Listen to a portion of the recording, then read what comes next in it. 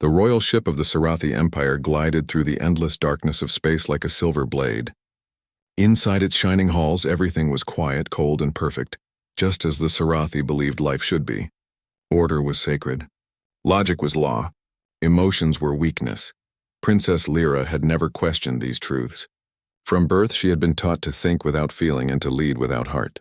Her people prided themselves on control. They built vast cities of glass and light, conquered worlds, and ruled through reason alone. Lyra had followed every lesson, every rule.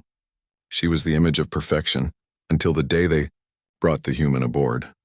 The prisoner's name was Captain Ethan Cole. He was the commander of a human starship that had tried to defend a colony near Sarathi borders. His fleet was destroyed and he was captured alive. To the Sarathi, humans were reckless, emotional creatures, dangerous because they felt too deeply. When the guards brought him to the throne chamber, Lyra watched from her crystal seat. Ethan stood straight despite his injuries.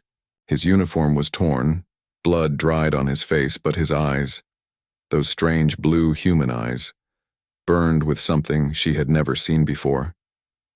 "Human," Lyra said calmly, her voice soft but firm. "Why did you resist? You knew you could not win." Ethan smiled weakly, though his lips were cracked. "Because giving up isn't what we do." Lyra frowned. "Illogical. Resistance only brings destruction." "Maybe," he replied, "but sometimes it's better to die free than live under someone else's rule." His words made no sense to her. Freedom, emotion, defiance, these were foolish things to the Sarathi. Yet as she looked at him, she felt something stir deep inside her chest. A strange heat. A pull she couldn't explain. That night, long after the human was taken away, Lyra found herself standing by the window of her chamber, watching the stars. His words repeated in her mind. Better to die free than live in control. What kind of creature thought like that? Why would someone choose suffering over peace? She had met hundreds of beings from across the galaxy. Ambassadors, leaders, warriors, but none had ever spoken like him. None had looked at her like that.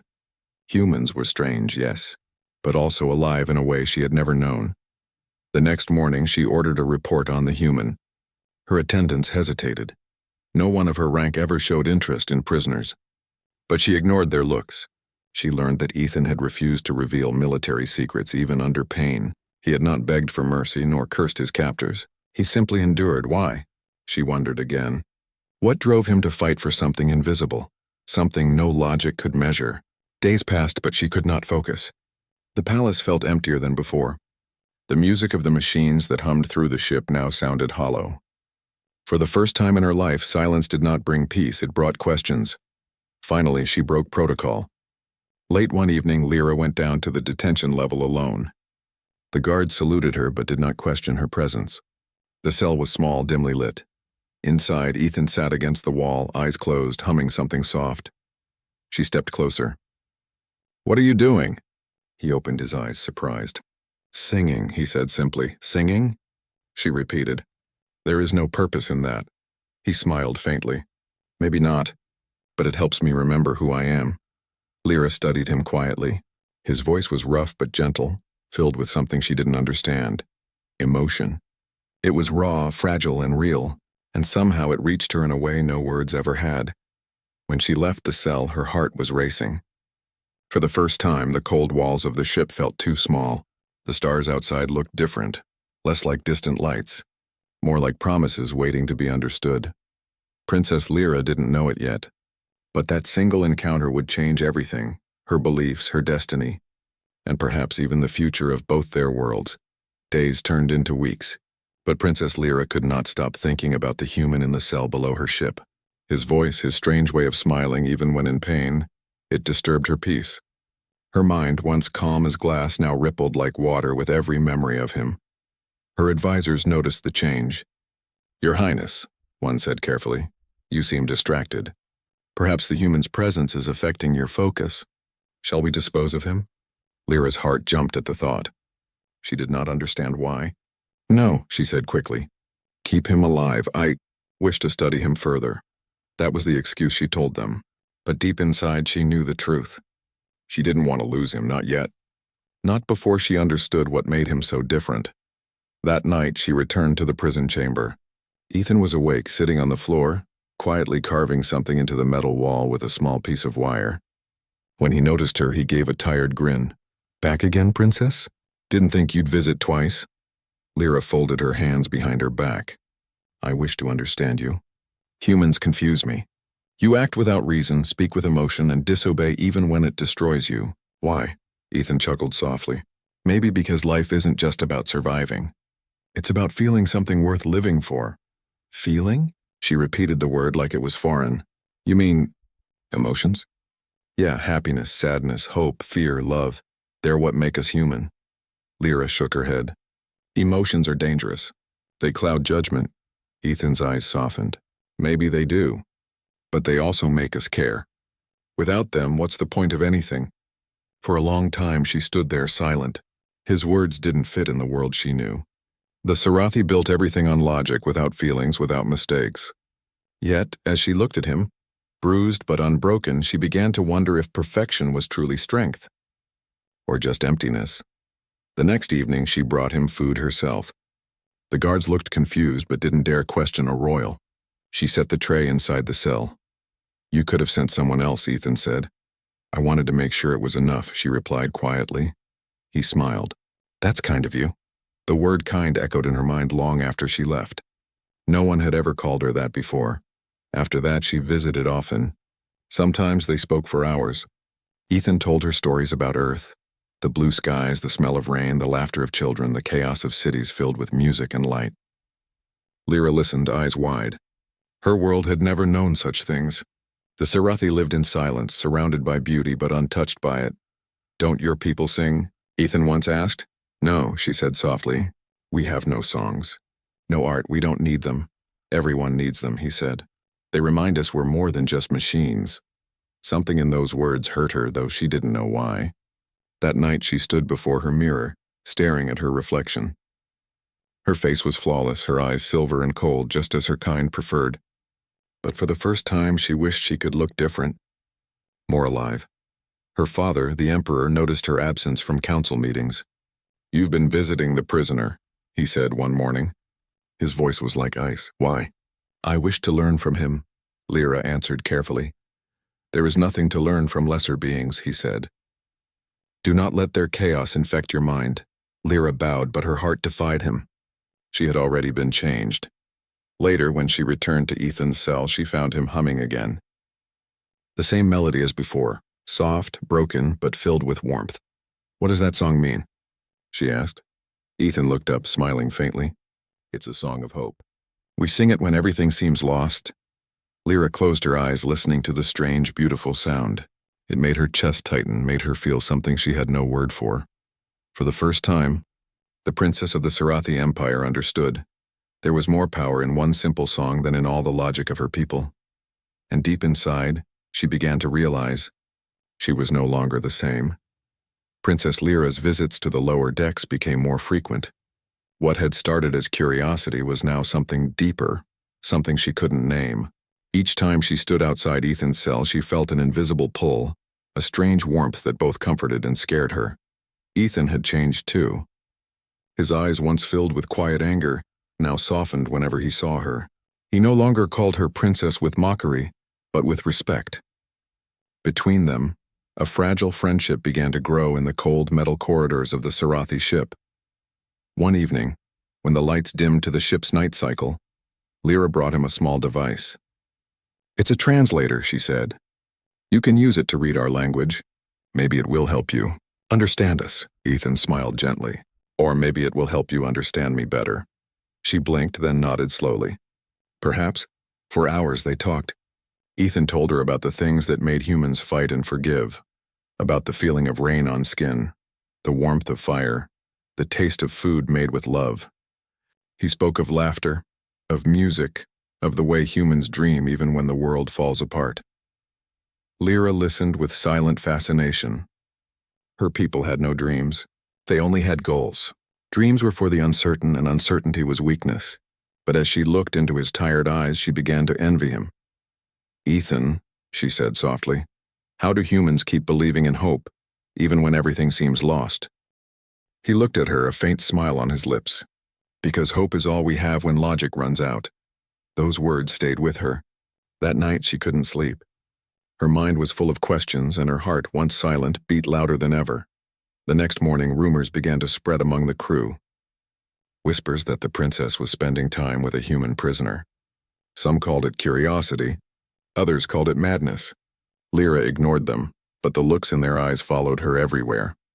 One afternoon, as she entered the cell, Ethan noticed her hesitation. "Something wrong?" he asked. "They talk about me," she admitted quietly. "They say I'm losing control." Ethan's expression softened. "Sometimes control isn't strength, Lyra. Sometimes it's just fear pretending to be wisdom." She looked up at him, her eyes shimmering like silver glass. "My people don't understand feelings. We are taught that emotion is disease, but when I talk to you, I don't feel weak." Ethan stepped closer to the glass, separating them. "That's because feelings don't make you weak. They make you real." Her hands trembled slightly. She didn't know what this feeling was, this warmth that filled her whenever he spoke. It was more than curiosity now. It was connection. A sudden alarm broke their moment. The ship's intercom came alive. "All officers report to command deck. Incoming human fleet detected." Lyra froze. War was coming again. Her people would expect her to lead, to destroy without hesitation. Yet now she couldn't see humans as monsters anymore. She saw them through Ethan's stories, flawed, fragile, but full of life. Ethan's voice broke the silence. "They'll kill more of my people, won't they?" She looked away, guilt flooding her chest. "It is the Sarathi way. We must protect our order." "And what about your heart?" he asked softly. Lyra's throat tightened. She didn't answer. Instead, she turned and walked away before the guards could see her trembling. That night, she stood before the vast viewing window of her chamber. Outside, stars shimmered like tears in the dark. She thought of Ethan, his laugh, his stories, his hope. Her people saw him as a danger, but to her, he was something else entirely. He was a mirror showing her what the Sarathi had lost long ago: humanity. When she closed her eyes, she could still hear his words echoing in her mind. "Feelings make you real." And in that quiet moment, Princess Lyra made a silent promise to herself. No matter what the cost, she would protect the one who had shown her what it meant to truly live. The silence of the royal ship was broken by whispers. Everywhere Princess Lyra went, eyes followed her. The guards bowed as she passed, but behind their calm faces she could feel judgment. The rumors had grown stronger, too strong to hide now. They said the princess was protecting a human, that she spent her nights talking to him, that she had begun to feel emotions, something no Sarathi royal had ever done. At first she ignored it. She told herself she didn't care. But when the High Council summoned her to the throne chamber, she knew the truth had reached her father, the Emperor himself. The chamber was cold, lit by blue light that shimmered on the walls. The Emperor sat upon his crystal throne, his eyes sharp and unfeeling. Around him stood the council, old pale beings who had ruled the Sarathi for centuries. Lyra bowed. "Father," she began softly, "you sent for me." The Emperor's voice was calm but heavy with anger. "I did. The council brings reports that you have been in contact with the human prisoner. Is it true?" She hesitated. "Yes, father. I have spoken with him." A murmur swept through the room. One of the elders stepped forward. "Your Majesty, this is unacceptable. Humans are chaotic, emotional creatures. If the princess is influenced by him, it could corrupt her mind." The Emperor rose slowly, his robe flowing like liquid silver. "Why, Lyra?" he demanded. "Why disgrace your bloodline for a creature beneath us?" Lyra lifted her chin. "Because he is not beneath us. He has shown me things we cannot see. He has made me question what it means to be alive." Her father's eyes darkened. "You speak like one of them. Perhaps that is not such a bad thing," she whispered. The Emperor's voice turned to thunder. "Enough! The human will be executed at dawn." Lyra felt her chest tighten. "No, you can't. He's done nothing wrong." "He is human," her father said coldly. "That is crime enough."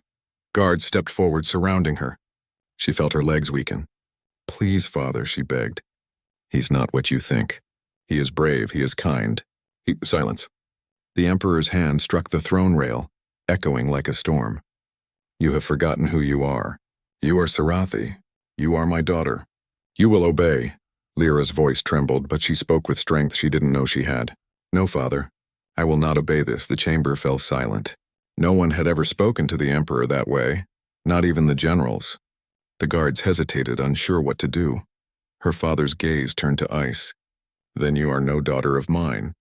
Guards confine her to her quarters until the execution is complete. The guards took her by the arms, leading her away. Her eyes filled with tears, real hot tears that fell onto the polished floor. For the first time in her life, she felt pain not in her body but in her soul. Hours passed. She sat by the window of her room, staring at the endless stars. Somewhere below those lights, Ethan was waiting for death alone. Her heart refused to accept it. She rose from her seat, wiping her tears.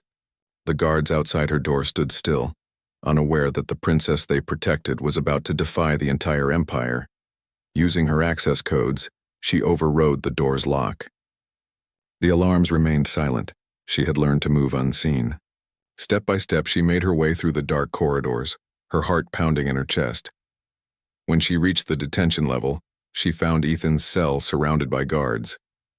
His execution time was near. She moved fast, disabling the power grid with a stolen key chip. The lights flickered and the guards fell into confusion. Lyra rushed inside the cell. Ethan looked up, shocked. "Lyra, what are you doing?" "Saving you," she whispered. "We don't have much time." He stared at her in disbelief. "If they catch you—" "They won't," she said firmly, grabbing his hand. "We're leaving together." As they ran through the dark corridors, alarms finally began to wail. Red lights flashed across the halls. The ship trembled with the roar of engines.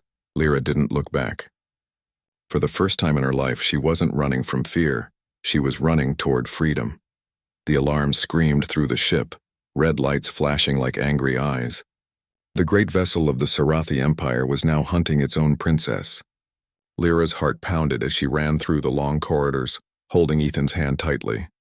Behind them, voices shouted orders. Metal boots struck the floor. Every step echoed like thunder. "This way," Lyra whispered, pulling Ethan toward a side passage. She had memorized every path of the ship since childhood. She knew its secrets better than anyone. They passed through maintenance tunnels, narrow and dark. The air was heavy with the smell of oil and heat. Ethan stumbled, his wounds slowing him down. Lyra stopped, placing a hand on his shoulder. "Are you all right?" she asked softly. "I'll manage," he said, forcing a smile. "You didn't have to do this, Lyra." She looked at him, her silver eyes glowing in the dim light. "I couldn't let them take you. You showed me what it means to feel. I won't let that die." For a brief moment their eyes met, and in that silent exchange they both understood. Whatever happened next, their fates were now bound together. They reached the hangar bay. Rows of sleek ships waited, guarded by soldiers. Lyra's mind raced. She spotted a small scout shuttle. Fast, light, easy to pilot. "Stay close," she whispered. Moving like shadows, they slipped behind cargo crates. When a guard passed by, Ethan lunged, knocking him unconscious. Lyra stared, startled. "You fight even when you're weak," she said quietly. He gave a short laugh. "That's kind of what we do." She couldn't help but smile. Together they ran for the shuttle. As the hangar lights flashed red, Lyra entered her access code and the ship's door slid open. Once inside, the engines hummed to life. The moment they lifted off the ground, a voice roared over the comm system. "Princess Lyra, power down immediately. You are violating Imperial law." Lyra's hands shook, but Ethan placed his over hers. "Look at me," he said. "You can do this." Her heart steadied. She took a deep breath and pushed the throttle forward. The shuttle burst out of the hangar like a shooting star, escaping into the black ocean of space. Blaster fire followed them, bright lines of red chasing across the void. Lyra weaved between them, her movements sharp and fast. She had been trained to command fleets, not to fly alone, but instinct guided her hands. "Left," Ethan shouted. "Pull up!" She followed his voice, trusting him completely. The small ship danced through the firestorm, dodging beam after beam. Finally, the enemy ships fell behind. The stars stretched as Lyra engaged the warp drive. The sound faded, replaced by quiet. They had escaped. For a long time, neither spoke. The stars outside shimmered, endless and peaceful. Then Ethan let out a shaky laugh. "We actually made it." Lyra leaned back in her seat, her hands trembling. "I have never felt like this before," she whispered. "Like what?" "Alive." Hours later, they landed on a barren moon covered in silver dust. The air was thin but breathable. They stepped outside, the quiet of the universe wrapping around them. Ethan sat down on a rock staring at the stars. You could have stayed, Lyra. You gave up everything for me. She sat beside him, her voice soft. No, I didn't give up everything. I found something. He turned to her. What's that? She looked up at the sky, her eyes shining. A reason to feel, a reason to live. For a while they just sat there side by side, listening to the soft hum of the distant winds. The cold didn't matter. The silence didn't hurt. For the first time, neither of them felt alone. But deep inside, they both knew this peace wouldn't last. The Sarathi Empire would never stop searching for its lost princess. And when they came, Lyra would have to choose again. Between the duty she was born into and the human who had taught her what it meant to have a heart. The moon was quiet. The silver dust shimmered under the twin suns, and the wind whispered softly across the barren ground. For a few days, Princess Lyra and Ethan had found peace there. They built a small shelter from metal scraps and used the shuttle's power to stay warm. But even in that stillness, Lyra knew it could not last.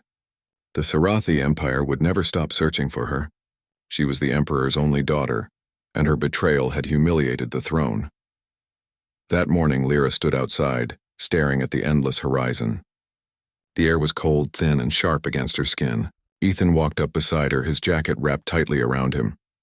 You haven't slept, he said softly.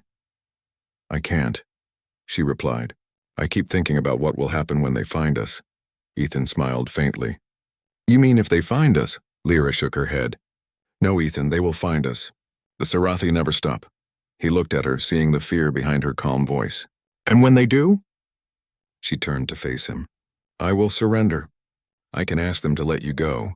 They won't harm you if I return. Ethan's expression darkened. You really think they'll let me live? You know them better than that. Her voice trembled. Then what should I do?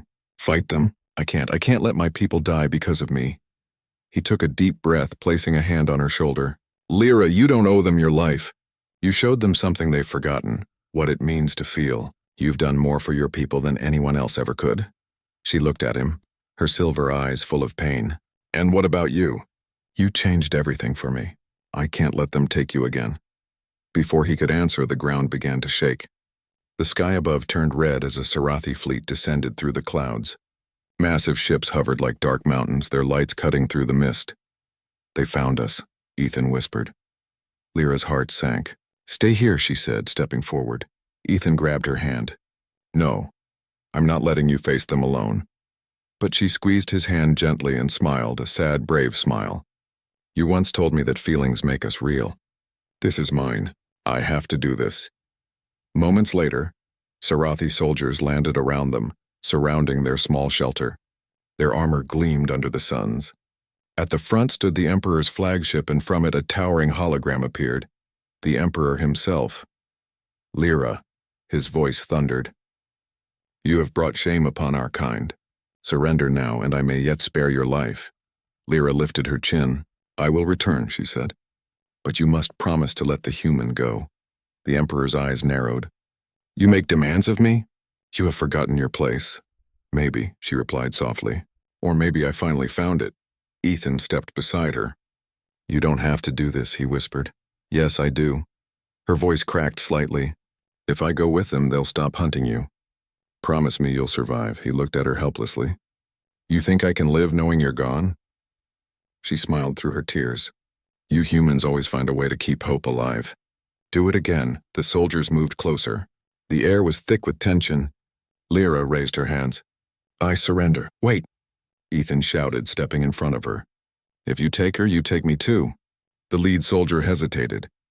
The Emperor's voice came coldly through the comm. Then you will both share the same fate. Ethan reached for her hand. Their fingers met, trembling. Whatever happens, he said softly, I don't regret meeting you. Lyra's tears fell silently. Nor do I. As the soldiers surrounded them, the princess and the human stood side by side. The sky blazed above them, ships filling the horizon. In that moment, Lyra didn't feel like a runaway princess or a traitor. She felt human. And even as they were taken away, her heart whispered the truth she had learned too late. Love was not a weakness. It was the strongest force in the universe. The Sarathi capital was a world of silver towers and cold beauty. The skies were always clear, the air always controlled, and emotions were forbidden. When Princess Lyra and Ethan were brought in chains through the shining gates, the people stared in silence. None dared to whisper, though curiosity burned behind their perfect faces. Inside the Emperor's grand hall, everything glowed with icy light. The marble floor reflected their tired faces. The Emperor sat on his throne of crystal, surrounded by guards and advisors. His eyes, sharp and colorless, fell upon his daughter. "You have betrayed your kind," he said, his voice echoing like thunder. "You brought shame upon the royal bloodline." Lyra knelt, her body trembling but her voice steady. "Father, I only sought to understand. I wanted to learn what makes humans so strong. They fight for each other, not for power." The Emperor's hand slammed down on the armrest.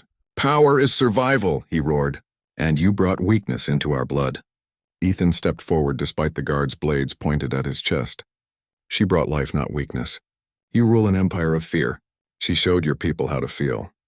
That's what makes humans strong, our hearts, not our weapons." Gasps echoed through the hall. No alien had ever dared to speak to the Emperor like that. The guard struck Ethan, forcing him to his knees, but he didn't look away. Blood ran from his lip, yet his eyes stayed fierce.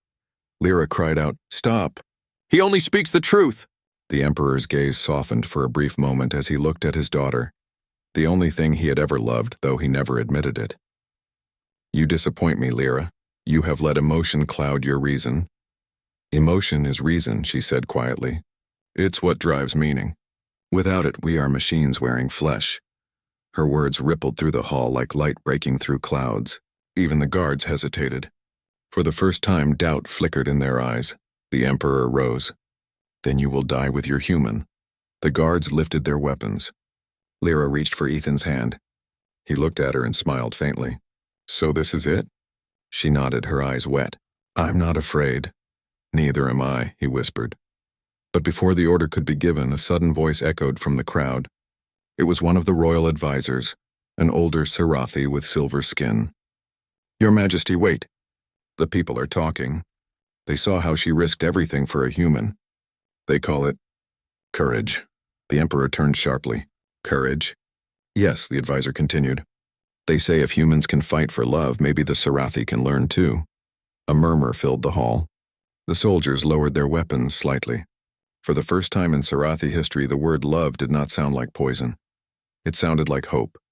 The Emperor's eyes hardened, but inside he felt something strange. A memory, a faint warmth of holding his daughter when she was small. He had buried that feeling long ago, calling it weakness, but now it returned like a forgotten song. He looked at Lyra, then at Ethan. "You would choose him over your empire?" Lyra's voice broke softly. "I would choose what's right over what's cold." The silence that followed felt endless. Then slowly the Emperor raised his hand and the guard stepped back. "Leave this world," he said quietly. "Both of you. Before I change my mind." Lyra's eyes widened. "You're letting us go?" "Go," he said, turning away. "Take your human lessons with you. I no longer wish to see them." Ethan and Lyra were escorted to a small ship. As they rose into the blackness of space, she looked down at her shining homeworld one last time. "Do you think he'll ever understand?" she asked. Ethan smiled faintly. "Maybe one day. Maybe your words will echo longer than you think." She rested her head on his shoulder. Then it was worth it. As their ship vanished among the stars, the Sarathi people began to whisper new words, words of hope, compassion and love, and somewhere deep in his throne room, the Emperor touched his chest where his heart beat quietly for the first time in centuries.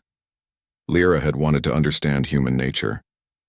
In the end, she did, and through her the galaxy remembered that to feel is to be truly alive.